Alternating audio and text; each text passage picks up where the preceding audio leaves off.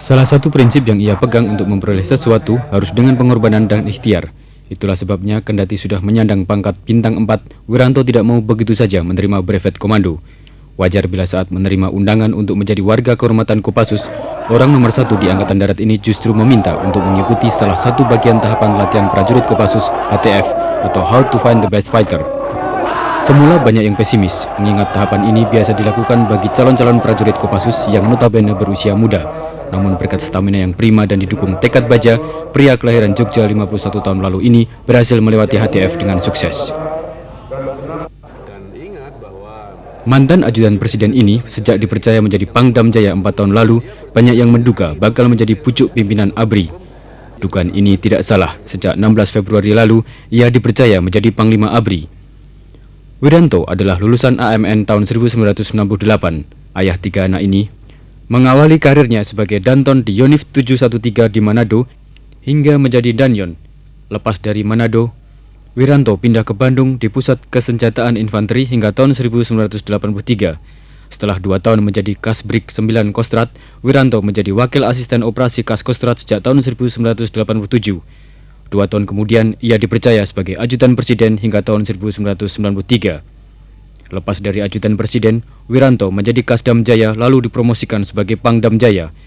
Ketika menjabat Pangdam Jaya inilah ia sangat peduli dengan Gerakan Disiplin Nasional GDN, dan kepedulian ini ia bawa hingga ia menjabat sebagai Kepala Staf Angkatan Darat. Wajar bila sekarang di berbagai pelosok tanah air bermunculan kader-kader penegak disiplin. Setahun di Kodam Jaya, karirnya terus menanjak.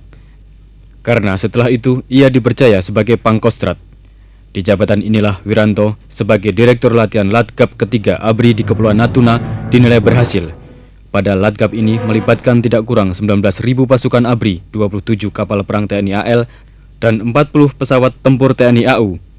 Tentu sebuah hajatan besar yang tidak ringan. Namun berkat kepemimpinannya dengan sesanti satu untuk semua dan semua untuk satu, Latkap ini berhasil dengan lancar. Terbukti tidak ada satupun korban jiwa.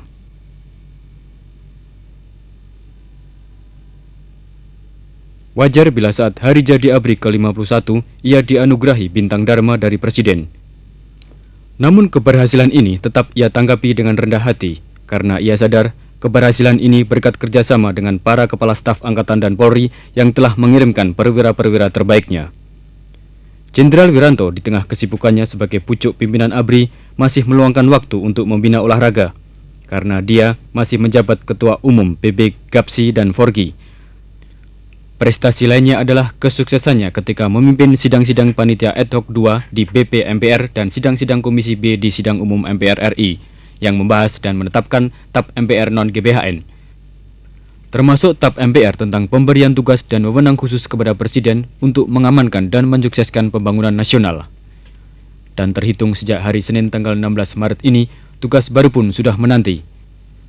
Karena Pangap Jenderal TNI Wiranto dipercaya juga menjadi Menhankam. Sungguh sebuah tugas yang tidak ringan, mengingat letak geografis dan geopolitis Indonesia yang dinilai strategis di kawasan Asia Pasifik. Namun ketika Presiden Soeharto mengumumkan susunan Kabinet Pembangunan 7 Sabtu lalu, rumahnya di Komplek Perumahan Perwira Tinggi Angkatan Darat di Gatot Subroto biasa saja, bahkan terkesan sunyi. Menurut petugas jaga, Pangap Jenderal TNI Wiranto sudah pergi sejak pagi hari, begitu juga dengan istrinya Rugaya Wiranto. Tim Liputan RCTI melaporkan.